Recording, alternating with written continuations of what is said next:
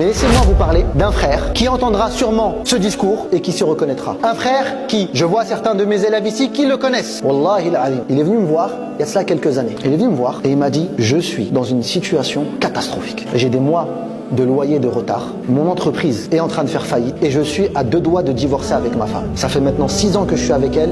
On n'a pas d'enfant, on vient d'apprendre qu'elle est stérile, qu'on ne pourra pas avoir d'enfant. C'est la crise dans mon foyer, dans mon entreprise et surtout dans ma foi. Je l'ai regardé et je lui ai dit, là, tu n'as qu'une solution. Avoir une assise sincère avec ton Seigneur. Tout de suite, cite-moi le péché le plus grave que tu commets. Tout de suite, prends 2 minutes, réfléchis. Il a pris le temps de réfléchir et il m'a dit, je sais. Pendant que je travaillais, alhamdoulilah, j'ai fait beaucoup d'argent, mais j'ai pas sorti ma zakat. Je lui ai dit tout de suite, prends tes relevés bancaires, fais le compte.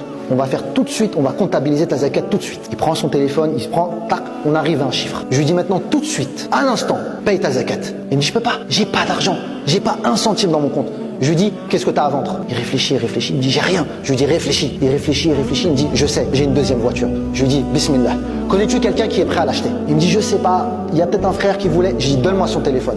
J'appelle le frère, je lui explique la situation, je lui dis s'il te plaît, achète la voiture au frère. Il me dit ça y est, je lui achète. Le montant, tant. Je lui dis maintenant, tu prends cet argent-là et tu payes ta zakat. Il m'a dit ça y est, khalas, tubtu ilallah, je vais payer ma zakat. Je lui dis maintenant, tous les jours, je veux te voir après le maghreb à telle place dans la mosquée en train de faire l'istighfar. Tu ne bouges pas, tu ne parles à personne, tu ne réfléchis à rien. Je dis juste astaghfirullah wa atubu ilayk, astaghfirullah wa atubu ilayk, astaghfirullah wa atubu ilayk. Et fi'lan, le frère est venu pendant des semaines, tous les soirs à la mosquée au même endroit, astaghfirullah wa atubu ilayk. Jusqu'à ce qu'un jour, pendant que je faisais cours, je me rappelle comme hier, c'était là, après le asr, dans la mosquée, il vient et je vois son visage rayonnant, illuminé. Il me dit, Achaïr.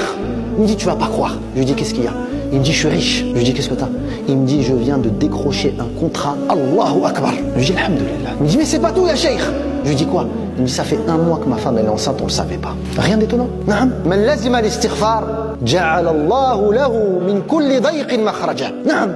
Lorsque tu fais de l'istighfar un principe de vie, Allah t'ouvre les portes de sa miséricorde. Alors permettez-moi de poser la question qui fâche. Pourquoi aujourd'hui nous musulmans avons délaissé l'istighfar? Pourquoi?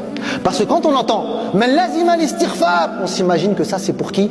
Pour ceux qui ont commis des graves péchés. Seuls eux doivent faire l'istighfar. Alors que vous le savez pertinemment que Abdullah ibn Umar, comme le rapporte l'imam Abu Daoud dans ses sunan, il nous rapporte, il nous dit, on comptabilisait au prophète sallallahu alayhi wa sallam dans une seule assemblée dire plus de 100 fois astaghfirullah wa atubu ilayhi innahu huwa at-tawwabur rahim.